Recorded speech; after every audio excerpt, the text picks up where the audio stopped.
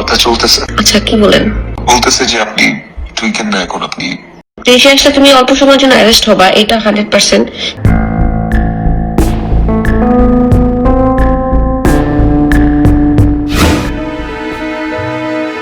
ইকরার আত্মহত্যার প্রধান আসামি তার স্বামী ছোট পর্দার অভিনেতা জাহের আলভী।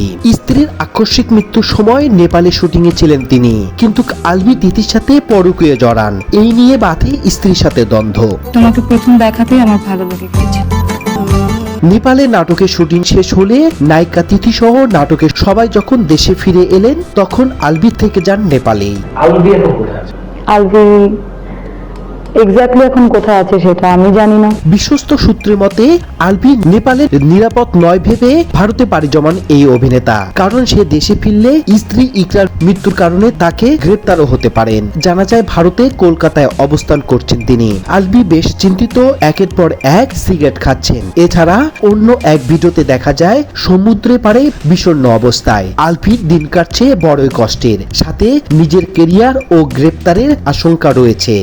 আমি দেশে আসা মাত্রই আমার উপর মব সৃষ্টি হবে, আমি দেশে আসার মাত্রই আপনারা আমাকে টাইনা ছিঁড়ে ফেলবেন। স্ত্রী মৃত্যুর পর প্রথম লাইভে এসে নিজেকে নির্দোষ দাবি করেন এবং তার কেরিয়ার ক্ষতিগ্রস্ত হচ্ছে তেমনটাই বোঝাতে চেয়েছিলেন। চোখে মুখে ক্লান্তির ছাপ থাকলেও ওভার স্মার্টনেস ছিল। এরপরে উল্টো স্ত্রী ইকরা পরকীয় জড়িয়েছিলেন এবং বিভিন্ন নেশা করত বলে আলভী তার ফেসবুকে উল্লেখ করেন। মূলত আলভীর সহ অভিনেত্রী তিথির সাথে পরকীয় জড়ান তিনি, এমনকি তারা গোপনে বিয়ে করেছেন বলে অনেকের মত। অন্য এক সূত্র বলছে তিথি অন্তঃসত্ত্বা। সেই খবর জানতে পেরে ইকরা আত্মহত্যার পথ বেছে নেন। শুটিং এর ফাঁকে ফাঁকে ফ্রেশ হতে যাইতেন না, রুম লক করে। অন্যদিকে আলভীর সহকর্মী থেকে মিডিয়ার প্রায় সবাই এখন আলভীকে নিয়ে মুখ খুলছেন। তারা সবাই বলছে তিথি আলভীর পরকীয়া মিডিয়া অঙ্গনে ছিল ওপেন সিক্রেট, তাই সবাই জানলেও কেউ ভয়ে কথা বলতো না।